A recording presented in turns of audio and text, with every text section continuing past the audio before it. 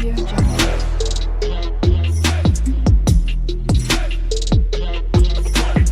Audio Jungle. Hello students, welcome to my channel Shakti Vidya academy. इस video में मैं आपको सॉल्व कराऊंगा आपका एक्सरसाइज 3.6 का क्वेश्चन नंबर 2। मैंने क्वेश्चन नंबर 1 के जितने भी पार्ट थे आई से लेकर 8 तक, मतलब जितने भी 8 पॉइंट थे, मैंने पिछले वीडियो में सॉल्व करा दिया था। अगर आपने वीडियो नहीं देखी है तो आप जाकर डिस्क्रिप्शन बॉक्स में देख सकते हो, मैंने वहाँ पे उसका लिंक डाला है। ठीक है, तो इस वीडियो में मैं क्वेश्चन नंबर 2 का जितने 3 पार्ट है ये सॉल्व कराऊंगा। ठीक है, पहले इसमें लिखा हुआ है formulate the following problems as a pair of equation and hence find their solution. यानी हमें जो प्रॉब्लम्स दिए गए हैं, इस प्रॉब्लम को पहले अच्छी तरह समझकर हमें पेयर ऑफ इक्वेशंस बनाने हैं और तब उसको किसी भी मेथड के थ्रू सॉल्व करना है। ठीक है, पहला क्वेश्चन हमारा दिया गया है, Ritu can row downstream 20 kilometres in 2 hours and upstream 4 kilometres in 2 hours. Find her speed of rowing in still water and the speed of the current.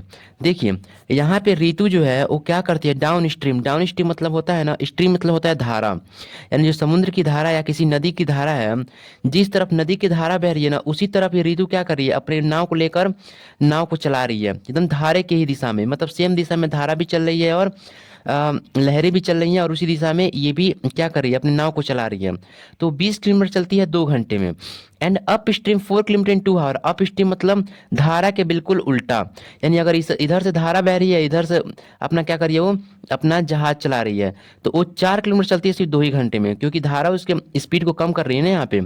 तो कह रहा है find her speed of rowing in still water and the speed of the current. तो हमें इस question में find क्या करना है, ऋतु की जो स्पीड है स्टिल वाटर में जो पानी स्थिर है उसमें कोई धारा नहीं बह रही है, तो उसमें उसकी स्पीड कितनी होगी, और जो करंट, यानी जो करंट मतलब वही धारा जो लहरें बह रही हैं उसकी स्पीड कितनी होगी। ठीक है, तो चलिए ऋतु की स्पीड को हम यहाँ पे फाइंड करेंगे और करंट यानी जो लहर है उसकी स्पीड को फाइंड करेंगे। चलिए, ये रहा हमारा क्वेश्चन। आप क्वेश्चन तो समझ ही गए होंगे कि इसमें कहना क्या चाहता है कि ऋतु 20 किलोमीटर चलती है। यहाँ पे देखिए अप स्ट्रीम, डाउन स्ट्रीम, पहले नीचे वाला पार्ट देखिए, यहाँ पे दिया है तो डाउन स्ट्रीम मतलब नदी के नीचे, इस पे ध्यान मान दीजिएगा, इससे मेन हिंदी ये होता है, लेकिन इसका मतलब अनुकूल, यानी डाउन स्ट्रीम यानी जिस तरह से धारा बह रही है नदी का, उसी दिशा से ये क्या रही है, इसका नाव भी चल रहा है। ऋतु उसी दिशा में अपना नाव भी चला रही है, यानी सेम दिशा में लहरें भी जा रही हैं और सेम दिशा में इसकी नाव भी जा रही है। तो कन्फर्म है दोनों की स्पीड बढ़ जाएगी, क्योंकि आराम से लहरें उसको बहा के ले जाएंगी उसकी नाव को। तो ये कह रहा है कि डाउन स्ट्रीम मतलब अनुकूल दिशा में, सेम एक ही दिशा में वो 20 किलोमीटर चलती है 2 घंटे में। एंड अप स्ट्रीम यानी लहरों के एकदम उल्टा, इधर लहर जा रही है तो इधर ये अपना नाव चला रही है, तो वो 4 किलोमीटर चलती है सिर्फ 2 ही घंटे में। तो बताइए कि ऋतु की स्पीड स्थिर पानी में, स्टिल वाटर मतलब होता है ना एकदम शांत पानी में, उसकी स्पीड कितनी होगी, और उसकी स्पीड करंट मतलब वही जो लहरें की करंट थी, लहरों की जो स्पीड थी वो कितनी होगी। तो यहाँ पे क्या करेंगे, यहाँ पे हम एज्यूम कर लेंगे, कहेंगे late the speed of Ritu in still water.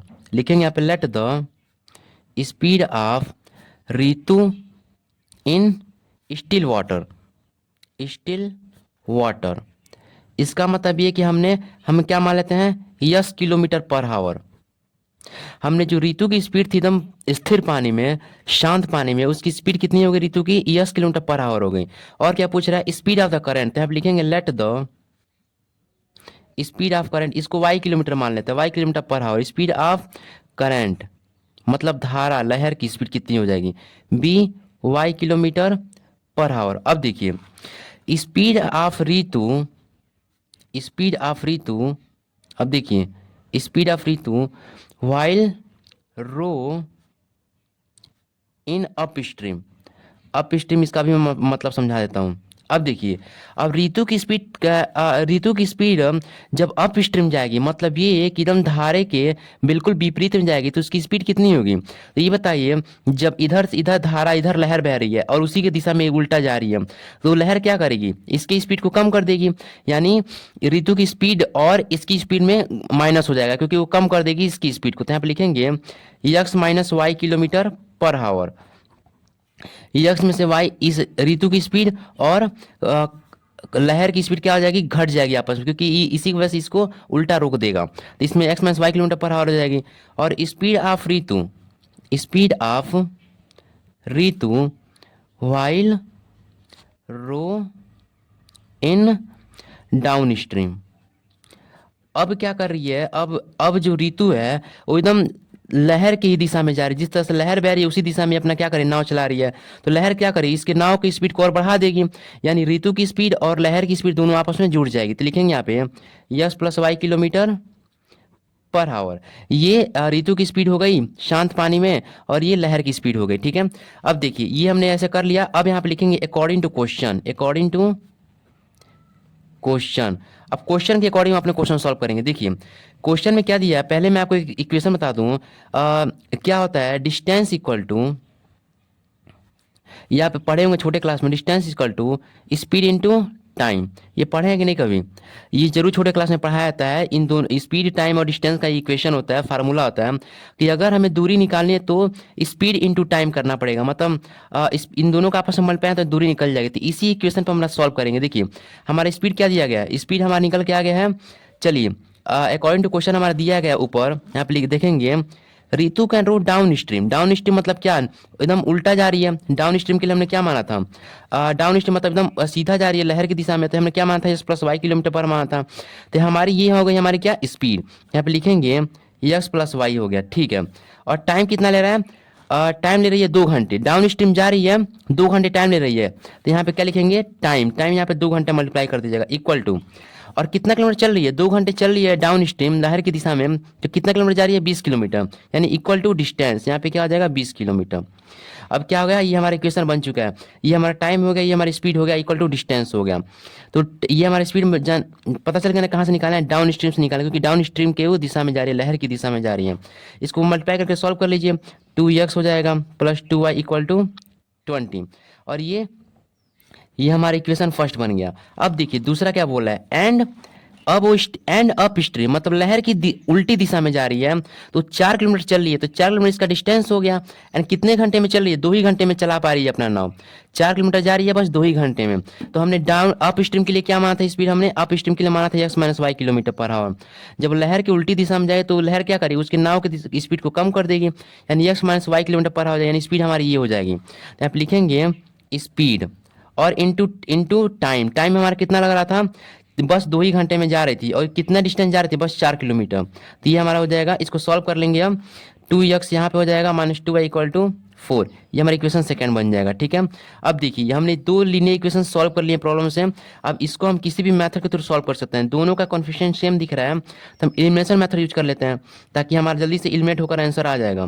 तो बाय एलिमिनेशन मैथड, चलिए ये हो गया। अब लिखेंगे यहाँ पे सब्ट्रैक्ट, इसको इसमें से घटा दीजिए तो इसको इसमें से, तो सब्ट्रैक्ट इक्वेशन सेकंड, हम इसको इसमें से घटा रहे हैं, from equation first we get, घटा दीजिए 2x plus 2y equal to 20 and 2x minus 2y equal to 4। इसमें घटाएंगे तो ये माइनस का प्लस बन जाएगा, ये माइनस हो गया, plus 2s minus 2s cut जाएगा पूरा, एंड प्लस 2y क्या आ जाएगा 4y हो जाएगा इक्वल टू 20 माइनस 4y क्या आ जाएगा 16 हो जाएगा। ठीक है, तो 4 मल्टीप्लाई में डिवाइड में आ जाएगा, यानी 16/4 कट गया 4 आ गया, यानी y इक्वल टू 4 हो गया। अब इसी वैल्यू को हम ले इक्वेशन फर्स्ट में या सेकेंड में पुट कर देंगे। तो लिखेंगे यहाँ पे हम सब put value of y in equation first में पुट कर देते हैं, वी गेट, हमें क्या मिलता है देखिए यहाँ पे मिलेगा हमको 2x प्लस 2y, y की जगह पर हमारा क्या निकल के आ गया 4 इक्वल टू 20। सॉल्व कर लीजिए, 2x प्लस 2 4 जा 8 इक्वल टू 20, कॉन्स्टेंट इधर भेज दीजिएगा तो ये 20 माइनस 8 हो जाएगा, एंड 2x ये आ गया, तो 20 माइनस 8 क्या आ जाएगा 12 हो जाएगा। अब ये 2 मल्टीपल में है तो ये डिवाइड में आ जाएगा 12/2, ये 6 आ गया, यानी यस की वैल्यू 6 आ गया। और हमने यस को क्या माना था, यस किलोमीटर पर आवर, ये यस था हमारा स्पीड ऑफ ऋतु। तो यहाँ पे लिखेंगे hence speed of Ritu in still water, hence speed of Ritu in still water. Still water इसकी स्पीड कितनी हो गई शांत पानी में, तो कितनी निकल गई 6 किलोमीटर पर आवर। और सेम हमने y को क्या माना था, y को हमने माना था स्पीड ऑफ करंट, यानी जो लहरें थी उसकी स्पीड माना था। तो लिखेंगे एंड स्पीड ऑफ करंट कितना निकल के आ गया, 4 किलोमीटर, 4 किलोमीटर पर आवर। यह वो क्वेश्चन सॉल्व हो चुका है। ठीक है, आप इसका इसी शॉट ले लीजिए। अब चलते हैं आपके सेकंड क्वेश्चन पे, सेकंड पॉइंट पे। आपका सेकंड पॉइंट दिया गया है 2 women and 5 men can together finish an embroidery work in 4 days। यानी 2 औरतें और पांच पुरुष एक कढ़ाई वाले काम को 4 दिन में खत्म करते हैं। While 3 women and 6 men can finish in 3 days। वहीं पे 3 औरतें और 6 पुरुष उसी काम को 3 दिन में खत्म करते हैं। तो find the time taken by 1 woman alone to finish the work and also that time taken by 1 man alone। कह रहा है तो आप फाइंड कीजिए कि एक अकेले औरत के द्वारा कितने दिन में वो काम किया जाएगा, कितने समय में काम किया जाएगा, मतलब कितने दिन में, और एक अकेले पुरुष के द्वारा वही काम कितने दिन में खत्म किया जाएगा। तो यहाँ पे लिखेंगे let the number of days taken by a women be x. यानी हमने क्या कर लिया, एक अकेले औरत के द्वारा अकेले औरत के द्वारा वो कितने दिन में काम खत्म करेगी उसको हमने यक्स मान लिया।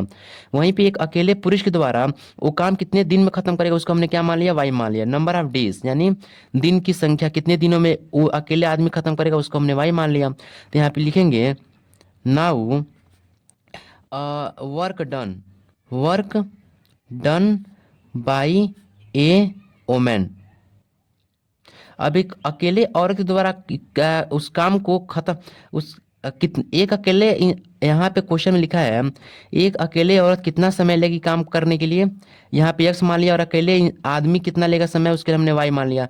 तब उसी काम को खत्म करने के लिए अकेले औरत कितना लेगी, तो यहाँ पे 1/x हो जाएगा। ठीक है, ऊपर 1 हो जाएगा क्योंकि हमने एक औरत के लिए माना था, नीचे एक्स हो जाएगा क्योंकि हमने समय के लिए क्या माना था, एक्स माना था एक औरत के लिए। ठीक है, सिमिलरली इस पुरुष के साथ भी हो जाएगा। लिखेंगे यहाँ पे एंड वर्क डन, यानी एक अकेले आदमी उस काम को कितने दिन में खत्म करेगा, अपना काम खत्म कितने दिन में करेगा। तो work done by a man, तो हमने कितना टाइम लिया था मैन के लिए, वाई मान लिया था। तो यहाँ पे भी क्या आ जाएगा 1/y अकेले आदमी के लिए। ठीक है, 1/y हो गया। अब यहाँ पे लिखेंगे नाउ, अब यहाँ पे क्या लिखेंगे, अब अकॉर्डिंग टू क्वेश्चन लिखेंगे, अकॉर्डिंग टू क्वेश्चन में अकॉर्डिंग लिखेंगे। देखिए कह रहा है 2 औरतें, हमने एक औरत के लिए एक वही औरत एक दिन कितने का वर्क डन कितने कर रही है, 1/x में कर रहे थे। यहाँ पे 2 औरतें क्या जाएगा 2/x हो जाएगा। तो आप लिखेंगे 2/x प्लस 5 मैन, 1 मैन के लिए कितना वर्क डन लिया था, 1/y लिया था। तो 5 मैन के लिए क्या आ जाएगा 5/y इक्वल टू कितने दिन में खत्म कर रही है 4 डेज में। यानी जो टाइम है वो हमेशा कहाँ लेंगे, हम डिनोमीटर में टाइम लेंगे। ठीक है, 4 और ऊपर क्या रख लेंगे 1। अब इसको थोड़ा सॉल्व कर लेंगे, सॉल्व कर लीजिए। नीचे हमारा क्या आ जाएगा, ये 1/4 है, इसको ऐसे ही रख लीजिए, हमारा इक्वेशन फर्स्ट मान लीजिए। ठीक है, ऐसे ही आगे क्या दिया हुआ है, हमारा आगे दिया हुआ वहीं पे 3 वोमेन, 1 वोमेन के लिए वर्क डन क्या माना था 1/x माना था।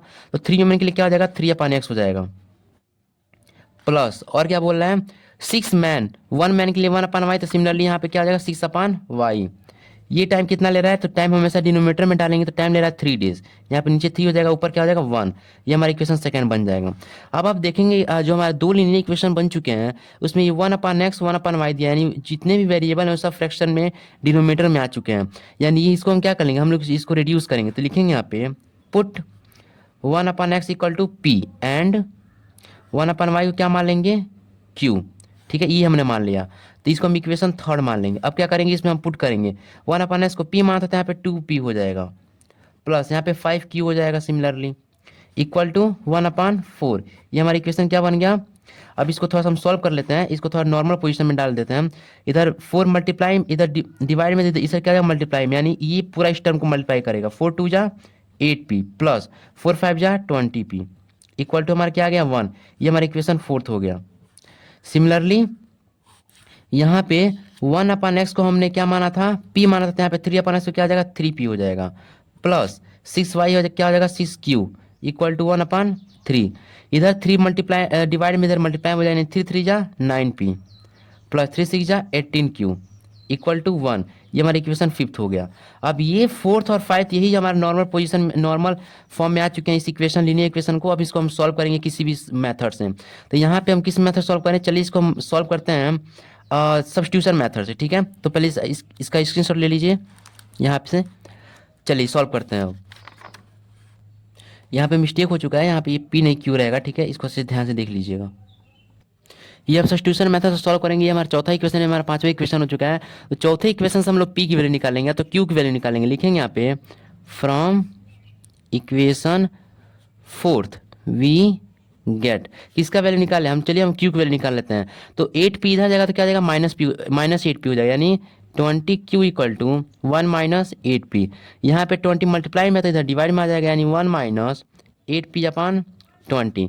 ये हमारा हो गया, ये हमारा क्यू की वैल्यू निकल चुकी है। अब इस क्यू की वैल्यू को हम क्या मानते हैं 6, और इस 6 के इक्वेशन को हम लेकर फिफ्थ में पुट कर देते हैं, यहाँ पे फिफ्थ में, क्योंकि हम 4 से निकालेंगे तो 5 में पुट करेंगे, 5 से निकाल तो 4 में पुट करेंगे, तो लिखेंगे यहाँ पे हम सब्स्टिट्यूट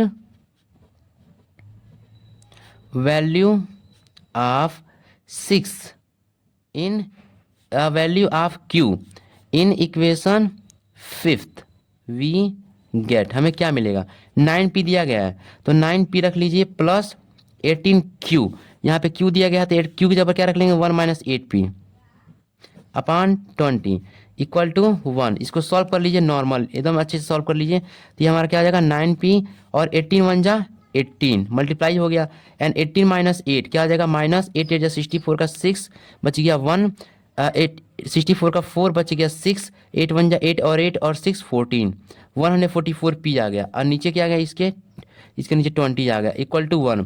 इसके नीचे 1 है, इन दोनों के नीचे 20 आना चाहिए, इधर भी 20 से मल्टीप्लाई, ऊपर भी 20 से मल्टीप्लाई, यानी इसमें मल्टीप्लाई हो जाएगा। यहाँ पे लिखेंगे 29 जा 180p हो जाएगा, एंड प्लस 18 माइनस 144p, इसके पूरे नीचे 20 आ जाएगा इक्वल टू 1। यहाँ पे 20 डिवाइड में इधर मल्टीप्लाई में चला जाएगा, तो 180p plus 18 minus 144p, 20 into 1 क्या आ गया 20 हो गया। अब ये -1 इस सारे के सारे पी टर्म को इधर कर लीजिए और कांस्टेंट को उधर भेज दीजिए, तो प्लस 18 जाएगा तो -18 हो जाएगा, तो यहाँ पे क्या बच जाएगा 180p minus 144p equal to 20 minus 18।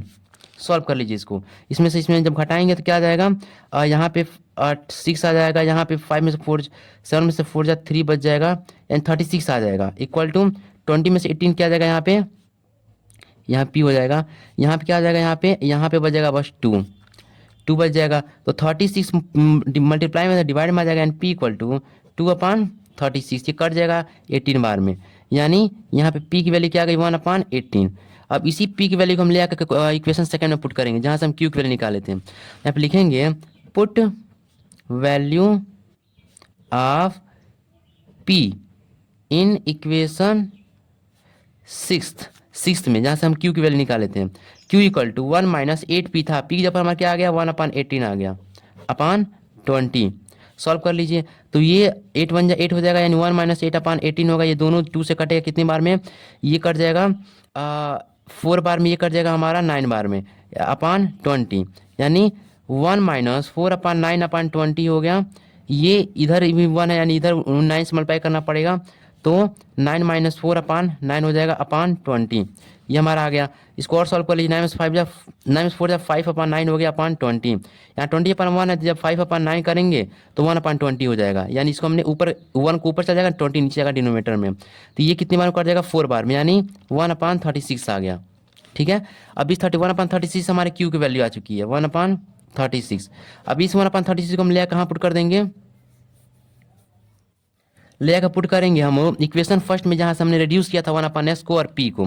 यहाँ पे q और p की वैल्यू निकल चुकी है, यहाँ पे 1/18 और q की वैल्यू 1/36। यहाँ पे लिखेंगे put value of p and q in equation, किस इक्वेशन पुट करेंगे फर्स्ट में वी गेट, तो हमने 1/s को क्या माना था p हमारा क्या निकल के आ गया 1/18, एंड वहीं पे हमने 1/y क्या माना था q हमारा क्या निकल के 1/36, तो यहाँ पे x इधर मल्टीप्लाई में 18 इधर मल्टीप्लाई, x के बराबर क्या आ जाएगा यहाँ पे 18, और यहाँ पे y इधर मल्टीप्लाई में 36 इधर मल्टीप्लाई, यानी y इक्वल टू 36, और y हमने क्या माना था, यस हमने क्या माना था, तो नंबर ऑफ डेज माना था, एक दिन एक औरत उसी काम को कितने दिन में करेंगी 18 दिन में, number of days taken by one women, तो यहाँ पे लिखेंगे hence time taken by number of days taken by number of days taken by a women, एक औरत को उसी काम को कितने दिन किया जाएगा ए वोमेन 18 दिन। ठीक है। सिमिलरली वहीं पे औरत, नंबर ऑफ ओमेन। अब एक नहीं, number of man, number of days taken by a man. यहाँ पे वाई की वैल्यू क्या निकल के आई थी? 36। 36 दिन में करेंगे, ठीक है। ये हमारा आंसर आ चुका है। यानी उसी काम को औरत 18 दिन में करेगी, एक औरत, और उसी काम को क्या नाम है, एक आदमी 36 दिन में करेगा, ठीक है। तो ये क्वेश्चन सॉल्व हो चुका है। चलिए अब चलते हैं आपके थर्ड पॉइंट पे। ये रहा आपका तीसरा क्वेश्चन, जिसमें दिया हुआ है Rohit travels 300 kilometres to her home. यानी रूही कहीं पर है, यहाँ पे मान लीजिए ये उसका घर है, ठीक है, और यहाँ पे रूही है। तो इसके और इसके बीच में, रूही और इसके बीच में कितने किलोमीटर का डिस्टेंस है? इसका घर 300 किलोमीटर दूरी पर है, ठीक है, इतना मान लीजिए। कह रहा है कि जब वो घर पे जाती है ना, तो to her home partially by train and partially by bus. तो जब घर की तरफ जा रही होती है तो कभी कभी वो क्या करती है, कभी ट्रेन का उपयोग करती है तो कभी बस का उपयोग करती है रास्ते में, ठीक है। यानी कभी बस से जाती है तो कभी ट्रेन से जाती है। She takes 4 hour if she travel. कह रहा है कि वो 4 घंटा लेती है अगर वो ट्रेवल करे 60 किलोमीटर बाई ट्रेन। यानी यहाँ से लेकर यहाँ तक खाली 60 किलोमीटर अगर ट्रेन से चले, किससे चले? ट्रेन से, तो उसको 4 घंटा लगते हैं, और 60 किलोमीटर ट्रेन से चले। एंड रिमेनिंग बाई बस, और बाकी जो बच गया दूरी, बाकी जो डिस्टेंस बच गई, वो किससे तय करती है? बस से। यानी 300 में से 60 घटाएंगे तो कितना बच जाएगा? 240। यानी बाकी 240 किलोमीटर जो है वो किससे चलती है? बस से। समझ में आ रहा है ना? जब रूही अपने घर जा रही है तो ट्रेन और बस दोनों का यूज करती है, जिसमें से 60 किलोमीटर अगर चलती है ट्रेन से और 240 किलोमीटर चलती है बस से, तो उसको 4 घंटे लगते हैं। If she travel 100 kilometres by train, अब कह रहा है अगर वह 100 किलोमीटर चले ट्रेन से, किससे चले? ट्रेन से, तो और and the remaining by bus, और बाकी जो डिस्टेंस बच गया, रिमेनिंग में होता है बाकी जो बच गया, तो 300 में से 100 घटा दीजिए, कितना बच गया? 200 किलोमीटर। यानी जो 200 किलोमीटर बच गया अगर वो चले बस से, तो कितना टाइम ले रही है? 10 मिनट लॉन्गर। यहाँ पे 10 मिनट लॉन्गर का मतलब है कि पहले 4 घंटा लगते थे, उसमें से 10 मिनट और बढ़ गया, लॉन्गर में से और बढ़ गया 10 मिनट, यानी 4 घंटा 10 मिनट। तो 1 घंटे में कितना हो गया? 1 घंटे में कितना मिनट हो गया? 60 मिनट। तो 4 घंटे में 240 मिनट, 4 × 16 आवर्स। और 240 मिनट ये हो गया, और 10 मिनट और ज़्यादा लग रहा है, 250 मिनट लग रहा है। यानी अगर 100 किलोमीटर ट्रेन से चले और बाकी 200 किलोमीटर बस से चले, तो उसको 250 मिनट लग रहा है जाने में, यानी 4 घंटा 10 मिनट लग रहा है जाने में। तो कह रहा है find the speed of the train and the bus separately. कह रहा है तो ट्रेन की स्पीड और बस की स्पीड बताइए कितनी होगी, ठीक है। तो मैं आप लिखेंगे, ध्यान से क्वेश्चन को देखते रहिएगा। लिखेंगे यहाँ पे लेट द, सॉल्व में लिख लेंगे यहाँ पे late the speed of train. Train की स्पीड को क्या मान लेते हैं? 10 kilometre per our. And speed of बस, बस की स्पीड को क्या मान लेते हैं? y किलोमीटर पर आवर मान लेते हैं। अब देखिए, आपने पहले पढ़ा होगा, क्या नाम है, पहले पढ़ा होगा आपने एक formula, time equal to distance into distance upon time होता है, डिस्टेंस अपान स्पीड होता है, डिस्टेंस अपान स्पीड। ये फार्मूला आपने पढ़ा होगा पहले का। तो इसी अकॉर्डिंग हम सारा क्वेश्चन करेंगे पहले, ठीक है। लिखेंगे यहाँ पे अकॉर्डिंग टू क्वेश्चन। अब क्वेश्चन के अनुसार क्या दिया गया है? बोल रहा है Rohit travels 300 kilometres to her home partially by train and partially by bus, she takes 4 hour. तो हमारा टाइम कितना निकल के आ गया? 4 आवर, यानी इक्वल टू क्या कर लेंगे? 4। एंड इफ सी ट्रेवल्स, 4 घंटा लगते हैं, कब घंटे लगते हैं? जब 60 किलोमीटर ट्रेन से चलती है तो। यानी डिस्टेंस हमारा कितना आ गया? 16 किलोमीटर।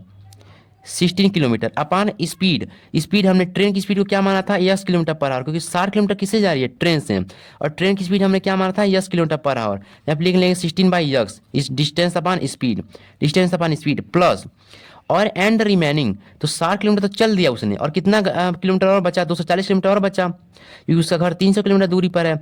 240 किलोमीटर यहाँ पे लिख लेंगे, हमारा डिस्टेंस कितना हो गया फिर से?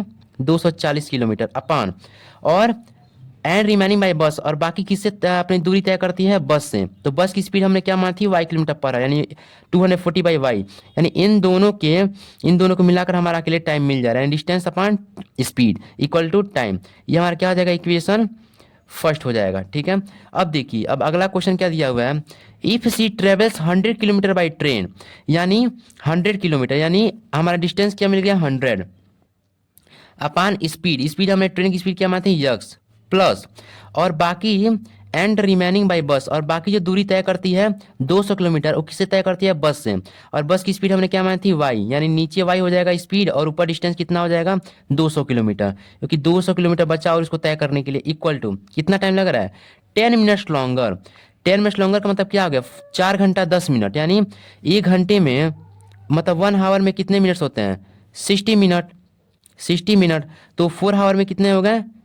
4 × 60 मिनट कितना हो गया हमारा? 240 मिनट निकल के आ गया। तो 240 मिनट पहले लग रहा था, इस बार 10 मिनट और ज़्यादा लग रहा है, यानी 240 प्लस यहाँ पे क्या हो गया? 10, यानी ये 250 मिनट लग रहा है। कितना मिनट लग रहा है? 250 मिनट। यानी अगर हम इसको हावर में बदलना चाहते हैं, किससे बदल देंगे? यहाँ पे 60 से डिवाइड कर देंगे। 250 मिनट को 60 से जब उल्टा डिवाइड करते हैं, यहाँ पे हावर में बदल जाएगा, यानी वही 240 मिनट पहले का, 10 मिनट इसमें ज़्यादा लग रहा है, तो उसमें उसको 10 में जोड़ दिया। अब देखिए इसको थोड़ा सॉल्व कर लीजिए, 0 0 कट जाएगा, यानी यहाँ पे 25/6 आ जाएगा। ये हमारा इक्वेशन सेकंड बन गया। अब इसी इक्वेशन को, ये दोनों जो इक्वेशन निकल के इन्हीं को हम सॉल्व कर लेंगे। यहाँ पे देखेंगे यह सर वाई वेरिएबल में, यानी इसको रिड्यूस करना पड़ेगा। लिखेंगे यहाँ पे 25/6 आ गया, 0 0 कट गया, तो ये ध्यान दीजिएगा। यहाँ पे लिखेंगे पुट 1/x इक्वल टू, हम यहाँ p मान लेंगे, and 1/y equal to q।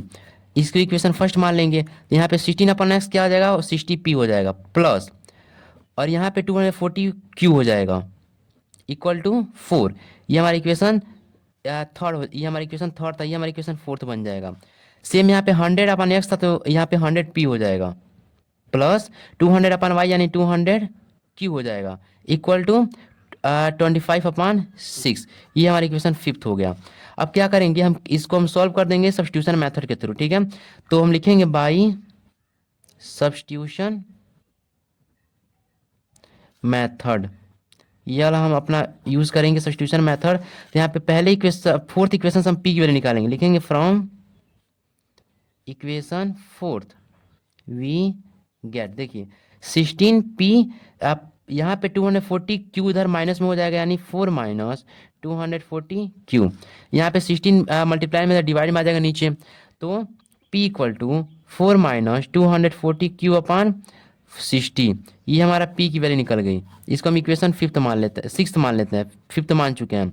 तब इसी सिक्स्थ को हम ले आके इक्वेशन फिफ्थ में पुट कर देंगे। तो लिखेंगे यहाँ पे पुट सब्स्टिट्यूट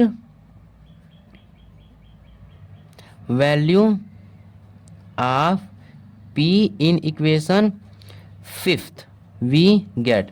यहाँ पे 100p हो जाएगा, p नहीं 100p की जगह पर हम क्या रखेंगे? 4 - 240q/60 और plus 200q equal to 25/6। Solve कर लेंगे इसको, ठीक है। चलिए इसके अगले पेज में सॉल्व करते हैं। पहले आप इसका स्क्रीनशॉट अच्छे से ले लीजिए। इसको सॉल्व करेंगे, इसको इसमें मल्टीप्लाई कर दीजिए तो 400 हो जाएगा, माइनस इसमें मल्टीप्लाई करेंगे तो 24,000 हो जाएगा यहाँ पे q, प्लस यहाँ पे नीचे पूरा 16 आ गया, प्लस ये क्या आ गया 200q इक्वल टू 25/6। अब देखिए ये 16 इधर मल्टीप्लाई में हो जाएगा 200, क्योंकि इसके नीचे 1 है, जैसे ऊपर सॉल्व करने के लिए नीचे बराबर करेंगे, तो नीचे 16 से तो ऊपर भी 16 मल्टीप्लाई करना पड़ेगा, यानी 400 - 24,000q प्लस 16 में 200 का मल्टीप्लाई करेंगे, 2 6 12 आ गया, और 3 0 बढ़ाने, यानी 12,000q हो जाएगा, ठीक है। अब पूरा नीचे क्या आ जाएगा 16 इक्वल टू 25/6। ये 16 इधर डिवाइड में है तो मल्टीप्लाई में चला जाएगा, तो 400 - 24,000q प्लस 12,000q, इसको इसे मल्टीप्लाई करेंगे तो क्या आ जाएगा? पहले इसको हम ऐसे लिख देंगे, यहाँ पे मल्टीप्लाई होगा ना, इसको मल्टीप्लाई ये आपस में कट जाएगा, 10 बार में कट जाएगा, यानी 10 × 25 कर देंगे। यहाँ पे इसे कट रहा था, इसीलिए हमने इसको डायरेक्ट मल्टीप्लाई करके आंसर नहीं लाया, बस वहाँ पे रखकर इसको ऐसे काट दिया। तो 400 - 24,000q प्लस 12,000q, इसमें मल्टीप्लाई करेंगे 215 आ जाएगा। सारा q टर्म इधर रख लीजिए और बाकी टर्म इधर भेज दीजिए, कांस्टेंट वाला टर्म। तो -24,000q हो जाएगा यहाँ पे, प्लस 12,000q हो जाएगा, एंड 250 - 400 आ जाएगा, ये माइनस में हो जाएगा। अब ये -24,000q एंड प्लस 12,000q, यहाँ क्या आ जाएगा? -12,000q आ जाएगा, -12,000q। इधर क्या आ जाएगा? इसमें माइनस हो जाएगा, तो यहाँ पे क्या आ जाएगा? -115 आ जाएगा। माइनस माइनस दोनों साइड कट गया, यहाँ पे q इधर मल्टीप्लाई में, इधर डिवाइड में आ जाएगा, इधर डिवाइड में, इधर मल्टीप्लाई में, इधर डिवाइड में आ जाएगा, यानी q इक्वल टू 150/12,000। 1 0 1 0 कट गया, ये दोनों 3 से कटेंगे, 5 से कटेंगे, ये कटेगा ये 3 बार में, ये कटेगा ये 400 बार में, ठीक है। यानी 3/400 आ गया, क्यू की वैल्यू क्या आ गई 3/400। अब इस क्यू की वैल्यू को हम इक्वेशन ले आकर किस में पुट कर देंगे, सिक्स्थ में, जहाँ से पी की वैल्यू निकाल लेते हैं। लिखेंगे यहाँ पे put value of q in equation fourth, in equation sixth. Six में पुट करेंगे ना, हाँ सिक्स में पुट करेंगे, लिखेंगे वी गेट, हमें क्या मिलता है देखिए, पी इक्वल टू, पी हमारा क्या हो गया 4-240 क्यू, 4-240 क्यू अपान 60 था नीचे ना, 60 हो गया। यहाँ पे क्यू की वैल्यू पुट कर दीजिए 4-240 क्यू, क्यू क्यू हमारा क्या निकल के आएगा 3/400 अपान 60। ये एक जीरो कट जाएगा, ये तिरछा गुणा हो जाएगा तो और यहाँ पे ये 14 है, ये 24 है, तो इसमें मल्टीप्लाई कर दीजिए। 24 × 3 क्या हो जाएगा 4-3 12 6 72/14 आ जाएगा, ठीक है। और ये क्या हमारा बचेगा 16। ये ऊपर नीचे कटेगा तो इसको अगर ऊपर नीचे दोनों इवन नंबर है 2 से कट जाएगा, ये 36 आ जाएगा, ये 20 आ जाएगा, ये 18 आ जाएगा, ये 10 आ जाएगा। अभी भी दोनों कट रहे हैं 2 से इवन नंबर, ये 9 आ जाएगा, ये 5 आ जाएगा, यानी 9/5 आ गया। तो यहाँ पे p इक्वल टू 4-9/5 हो जाएगा। इसको सॉल्व कर लेंगे तो यहाँ पे नीचे भी 1 है, इधर भी 5 से मल्टीप्लाई करना पड़ेगा, 5 4 जा 20 हो जाएगा, क्योंकि नीचे दोनों सेम करना पड़ेगा ऊपर सॉल्व करने के लिए। तो 5 4 जा 20 -9/5 हो जाएगा अपान 16। अब देखिए 20 में से 9 चला कितना हो जाएगा 11/5 हो जाएगा अपान 16। अब 11/5 ये 16/1 है तो 1 ऊपर चला जाएगा, डिनोमीटर में आ जाएगा, यानी 11/5 को हम ऐसे लिख लेंगे 1/16। ये हो गया हमारा, हाँ हो चुका है। अब इसको इसमें मल्टीप्लाई करेंगे हम, 11 1 जा 11 और ये 5 6 जा 65 300 बाय एलिमिनेशन मेथड के थ्रू, ठीक है। यहाँ पे लिखेंगे बाई नहीं, by cross multiplication method solve करते हैं, बाई क्रॉस मल्टीप्लिकेशन मेथड के थ्रू सॉल्व करेंगे, ठीक है। मेथड यहाँ पे ऐसे लिख लिया। अब क्या करेंगे, पहले हमें यहाँ पे a1 a2 b1 और c1 और a2 b2 c2 की वैल्यू निकालेंगे क्रॉस मल्टीप्लिकेशन मेथड के थ्रू सॉल्व करने के लिए। यहाँ पे a1 क्या आ जाएगा कॉन्फिशिएंट ऑफ p 16 हो जाएगा, b1 क्या आ जाएगा यहाँ पे 240 हो जाएगा, c1 क्या आ जाएगा यहाँ पे +4, इधर इधर क्या आ जाएगा -4 हो जाएगा, यानी -4। यहाँ पे a2 क्या आ जाएगा 100 हो जाएगा, b2 क्या आ जाएगा तो 200 हो जाएगा, एंड c2 क्या आ जाएगा तो 25.6 इधर है तो इधर क्या आएगा -25.6 होगा, -25.6। ये हमारी सबकी वैल्यू निकल चुकी है। अब इसको हम क्या करेंगे, इसको हम अच्छे से इसको हम वैल्यूज में पुट करेंगे। तो आपको क्रॉस मल्टीप्लिकेशन मेथड का फॉर्मूला पता है पहले से, देखिए यक्स अपान b1 c2, तो यहाँ पे लिखेंगे यक्स अपान b1 c2, तो b1 हमारा क्या है यहाँ पे 240 एंड c2 हमारा क्या है तो -25.6 -25/6 माइनस, अब क्या दिया है b2 c1, तो b2 हमारा क्या है यहाँ पे 200 इंटू c1 हमारा क्या है -4। ये हमारा x वाला टर्म हो गया, ठीक है। इसको थोड़ा सेंटर में कर लीजिए।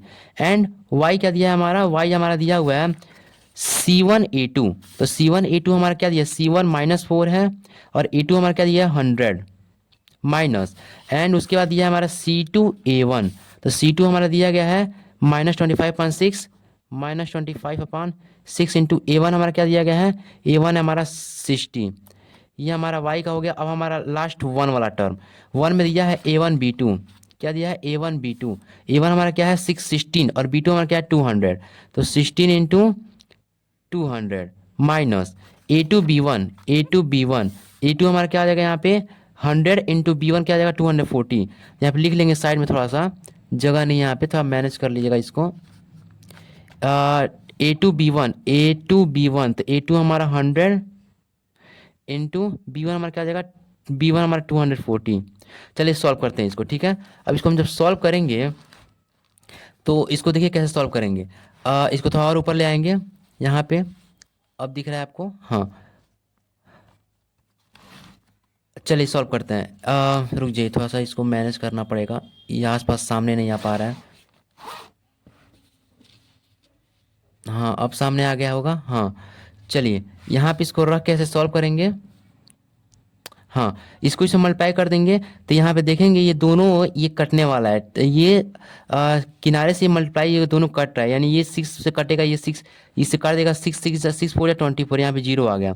अब 14 में 25 को मल्टीप्लाई करेंगे तो यक्स अपान 14 टू 25 क्या जाएगा, 4 5 जा 20, 4 2 जा 8, 8 और 2 10, यानी -100 आ जाएगा, यानी -1000 माइनस -200 इंटू -4 क्या आ जाएगा, माइनस माइनस प्लस हो जाएगा, यानी +800 हो जाएगा, equal to y upon -4 into 100 क्या आ जाएगा, -400 एंड माइनस माइनस से क्या आ जाएगा, प्लस बन जाएगा आपस में। और 25 और 6 ये दोनों आपस में कटेंगे, ये कितनी बार में काट देगा इसको, ये 10 बार में काट देगा, 10 6 तो यानी माइनस में प्लस बन गया, और 25 इंटू 10 क्या आ जाएगा, 250 हो जाएगा, इक्वल टू 1 अपान इसको मल्टीप्लाई करेंगे क्या आ जाएगा, 12,000 आ जाएगा, माइनस इसको मल्टीप्लाई करेंगे क्या आ जाएगा, 24,000 आ जाएगा। ठीक है, अब देखिए इसको हम सॉल्व कर लेंगे अच्छे से, तो यक्स अपान -1000 प्लस 800 -200 हो जाएगा, माइनस प्लस माइनस, ये -400 प्लस 250 क्या आ जाएगा, वाई अपान -150 आ जाएगा, इक्वल टू 1 अपान ये क्या आ जाएगा यहाँ पे, -12,000 आ जाएगा। ठीक है, अब देखिए ये इस वाले पार्ट को इस वाले पार्ट के इक्वल कीजिए, मैंने -200 इक्वल टू 1 अपान -12,000, इधर माइनस से नीचे दोनों माइनस कट जाएगा, यानी हमने एक्स माना था ना, इसको नहीं, हमने इसको क्या माना था, पी माना था ना, यहाँ पे ध्यान दीजिएगा, यहाँ पे पी और क्यू मान के चल रहे हैं, तो यहाँ पे थोड़ा सा मिस्टेक मत कीजिएगा, हम ही मिस्टेक कर चुके हैं, यहाँ पे पी, यहाँ पे एस जबर पी और यहाँ पे क्यू रख लीजिएगा, तो हमने यहाँ पे पी और क्यू का हम रेड्यूस करके चल रहे थे ना, पी क्यू, यहाँ पे पी रख लीजिएगा, तो यहाँ पे इधर डिवाइड में उधर मल्टीप्लाई में चला जाएगा, पी इक्वल टू 200 अपान 12,000, दोनों जीरो से कट गया, यानी इसको क्या कट गया, यहाँ पे 16 आ गया, यानी पी की वैल्यू यहाँ पे 1 अपान 16 आ गई। सेम ऐसे यहाँ पे इस वाले को इसके इक्वल करेंगे, तो यहाँ पे क्यू इक्वल टू -150 है, और इधर क्या है 1 अपान -1200 है। ठीक है, तो ये इधर जाएगा डिवाइड में, इधर माइनस माइनस दोनों साइड से कट गया, तो इधर डिवाइड में तो मल्टीप्लाई में चला जाएगा, यानी क्यू इक्वल टू 115 अपान 12,000, ये 0 से 0 कट गया, ये दोनों किससे कट रहा है, ये इससे कटेगा 5 बार में, ये दोनों 3 से कट रहा है, 4 से कट रहा है, ये 5 बार में कट रहा है, ये 400 बार में कट रहा है, इसको कितनी बार में काट रहा है, 18 बार में, यानी क्यू की वैल्यू यहाँ पे क्या आ गई, क्यू की वैल्यू यहाँ पे आ गई 1 अपान 18। ये पी और क्यू की वैल्यू निकाल चुके हैं, और इसी पी और क्यू की वैल्यू इक्वेशन ले आकर फर्स्ट में पुट कर देंगे, लिखेंगे यहाँ पे put value of P and Q in equation first, तो हमारे पी 1 अपान एक्स किसके इक्वल माना था, पी के बराबर, पी हमारा क्या निकल गया 1 अपान 16, यानी यहाँ पे एक्स की वैल्यू क्या निकल के आ गई 16, ये इधर मल्टीप्लाई में एक्स 1 जा एक्स 16 1 16, यानी x equal to 16। Same 1 upon y को हमने क्या माना था क्यू, यानी 1 अपान 80 माना था, यानी यहाँ पे वाई इक्वल टू क्या आ जाएगा 18, यानी यह और वाई की वैल्यू निकल चुकी है, तो हम इसको आगे लिखेंगे यहाँ पे, पहले आप इसका स्क्रीनशॉट ले लीजिए। तो हमने यस को क्या माना था, स्पीड ऑफ ट्रेन माना था, तो लिखेंगे यहाँ पे हैंस स्पीड ऑफ ट्रेन कितना निकल के आया था 60 kilometre per our, and Y को क्या माना था, स्पीड ऑफ हमने बस माना था, तो स्पीड ऑफ बस क्या आ जाएगा 80 किलोमीटर पर आवर, क्योंकि वाई की वैल्यू 80 निकल के आई थी, स्पीड ऑफ बस 80 किलोमीटर पर आवर, ये हमारा आंसर हो जाएगा। ठीक है, आप इसका स्क्रीनशॉट ले लीजिए, और ये आपका एक्सरसाइज 3.6 भी कंप्लीट हो चुका है, और अगले मैं वीडियो में आपको मैं सॉल्व कराऊंगा एक्सरसाइज 3.7। स्टूडेंट्स इस क्लास 10 मैथ्स का एक भी क्वेश्चन मैं नहीं छोड़ूंगा, मैं अपनी तरफ से पूरी कोशिश करके मैं आपको बताऊंगा, और बहुत ही मेहनत कर रहा हूँ आपके लिए, तो आप भी पढ़ाई कीजिए और मेहनत कीजिए, और नंबर्स बोर्ड में अच्छे नंबर गेन कीजिए। ठीक है, तो अगर आपको ये वीडियो पसंद आया तो लाइक सब्सक्राइब शेयर करना ना भूलें। Thank you. अब मैं मिलता हूँ आपको अगले वीडियो में।